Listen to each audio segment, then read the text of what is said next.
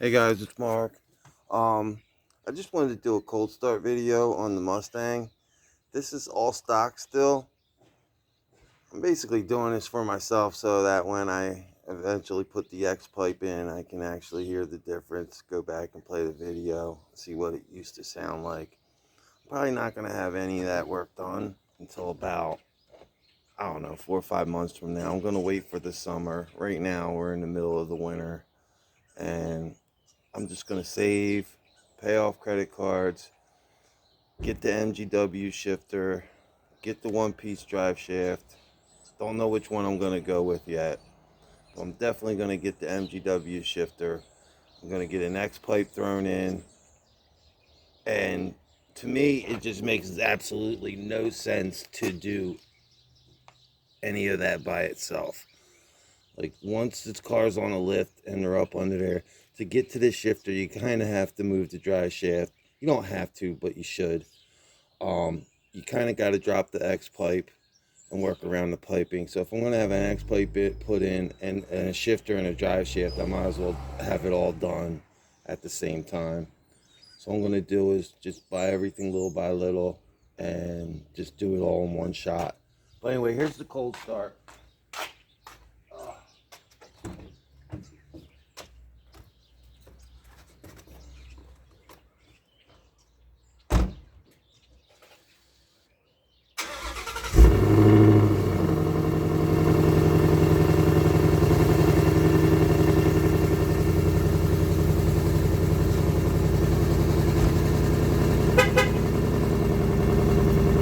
Oh, that's that horrible beep beep that I gotta take it to Ford to get rid of. They gotta go into the ECU and shut that beeping off. I cannot stand that. But I just don't feel like sitting at a Ford dealership for a whole day just to have them get rid of it. So, I don't know. Anyway, real quick before I end the video, a couple of things I wanted to go over. First, I'll let you listen to it. I mean, that sounds great for a stock exhaust. Okay, see, on the back, I have 275s. I'm told I have the PP1 package, the performance pack, not premium pack, performance pack. Premium is leather seats, heated. That's all the interior is all done up. In the interior, they have like a row of switches here, so you can change your, like, from sport mode to normal to sport plus. But all I have actually is like steering. See how on the dash it changes? Comfort, normal, sport. I basically always leave it in sport. Then down here, all I have is traction control off. So it's like I have a basic model and the traction control is off. It shows you up here. Back on. Let me hit it again. Back off. So because I have like regular seats and all that, it looks like I have like a base model, but I don't, because it's a manual. The manuals, I'm pretty sure, all come with 373 gearing. That's the other thing I was super happy to find out about. I kind of already knew there were 373s under there, but it's confirmed now. I'm not going to be able to get you under there to see it, but yeah. I've been noticing little differences between other GTs compared to mine, where they'll have like you know, switches all across here with like sport mode. They're silver switches. What else? Let me turn our music down. I'm in love with this car. Truth be told, I love this car. But Ford really dropped the ball when it comes to this shifter. Now, I've seen people smack their shifters around. Mine's pretty tight still. But then again, there's my mileage. 10,334 miles, or 44 miles. So somebody kept this in a garage before I got my hands on it. So this car wasn't really driven that much. It's a 2017. It's officially 2024 today. Happy New Year to everybody. That's another reason why I wanted to get a video out. I wanted to get a Happy New Year's video. But yeah, I've had the car going on 3 months kind of now, just about, I'd say. Probably another week or two, it'll make 3 full months. But yeah, I mean, I love this car. I'm in love with the color. I'm in love with everything about it. The feel of it, the power is more than enough for me. I mean, I know eventually I'm going to break down and get it whippled and turn it up to about 600-700 wheel. But for now, I'm going to enjoy it as is. I mean, the cars are ridiculous. And it's got more than enough power to go crash it into a telephone pole or get it sideways right as it is. So, yeah. I'm actually still getting used to how powerful the car is. It handles great. It's got the, the strut tower over the motor. This is some of the other stuff I never showed in my videos before either. See, that's the beep beep crap. I cannot stay in there. Hold on a second. Let me get the hood up.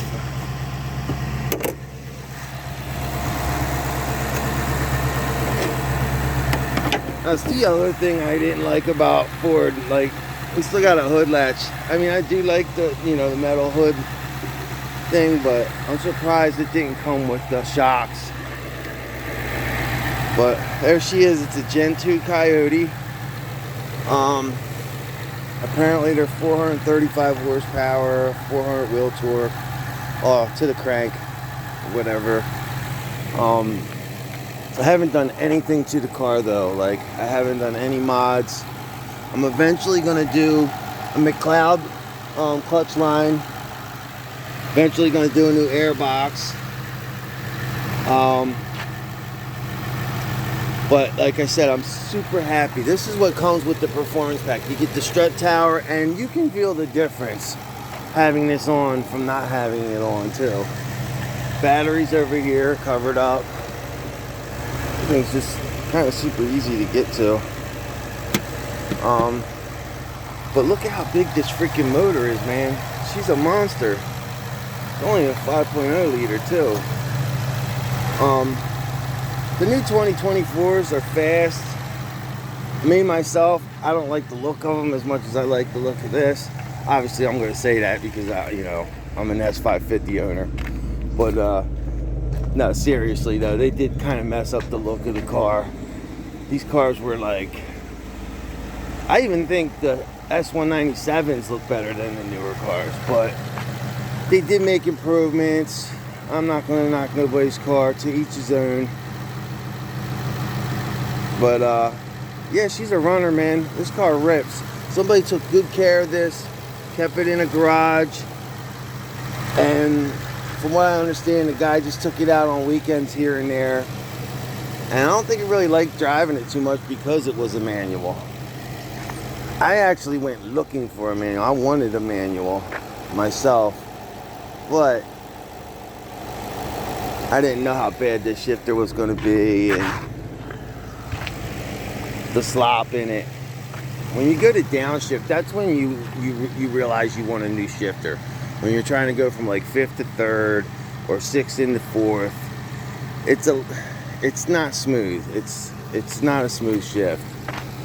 Other than that, it's great. I mean, just fooling around the shifter's okay, but I wouldn't take it to the track and try to track it, or take it to a drag track strip and try to race anybody with a stock shifter, because you ain't beating nobody with that thing. You're not. It's the same shifter that they put in like a Ford Focus and all their like cheaper cars. Like I said, Ford really dropped the ball on that shifter. Totally dropped the ball. Like, how do you sell a $45,000 car and put that sloppy, cheap feeling shifter in there? Anyway, I'm gonna get off the shifter topic. Anybody that knows anything about the Mustangs already knows the deal with the shifters. Most people swap them right out right away. I'm only driving this like 2-3 days out of the week right now, so I'm just gonna, like I said, get the credit cards paid off, get the shifter, get the one-piece drive shaft. I'm probably gonna go with the Steeda one-piece. If anybody has any advice too on like what's the best drive shaft to get for the car, let me know. Because I want the least vibration, and I want as close to stock bolt-on as possible. I don't want to have to add any little extra pieces and stuff like that like you see with some of the other drive shafts. So yeah, if anybody's got advice on like what to do next, obviously I'm not talking about power, I'm just talking about like little things. The drive shaft, the shifter, and there's one other thing I wanted to do. There's a few other things I want to do, to be honest, but the main thing is I want to get that drive shaft out of there. It helps with rotational mass. It actually, from what they say, they say that it makes the car feel a little lighter. It spins a little quicker. You have a little bit better throttle response. And that two-piece drive shaft that the stock drive shaft that it comes with is a bit of a weak point on this car, especially if you're going to turn it up and whipple it. Like, it is a weak point on the car. So yeah, so I'm probably going to do a new braided clutch line, the McLeod braided clutch line. Eventually I'm going to upgrade the clutch, but I mean, I'm at 10,000 miles. I'm not spending money on a clutch right now. But yeah, I'm going to do the Steeder braided clutch line. I'm going to do the trans insert for the transmission. Help stiffen it up a little bit. And I'm definitely going with the MGW shifter along with the drive shaft. So, but yeah, that's the car, and that was a cold start. It's about 45 out here right now, so that was a pretty good cold start. But yeah, if anybody has any advice, like I said, this is the 2015 to 2017. This is a 2017 model. S550. I also hear through the grapevine that it's good to put a catch can on this left side here. I don't know why. I believe it's supposed to be like port injection, but yeah, if anybody knows if this is direct import, please let me know in the comments down below. Because I know some of them are direct import injection. So yeah, this is the Gen 2 Coyote. I mean, they're all, I mean, Gen 1, Gen 2, Gen 3, they made improvements little by little. I mean, I wouldn't even knock the Gen 1. The Gen 1s are nasty too. So the Gen 3s apparently come with tougher, stronger springs. I think the connecting rods are a little stronger too, a little bit beefier. They did beef this up over the Gen 1 too. Like, they made a lot of improvements actually. I'm not going to sit here and go through them all, but over the years they kept improving on this Coyote. I mean, just putting in a new intake will gain you another like 50 horsepower with a tune. So, you know, it's not the biggest motor in the world, but the thing looks huge, man. Like, I just can't get over it. Look at this side, and look at this side. The only thing I see a little fluid here, but probably from my last oil change. I don't drive the car that often, so it just looks a little wet right here.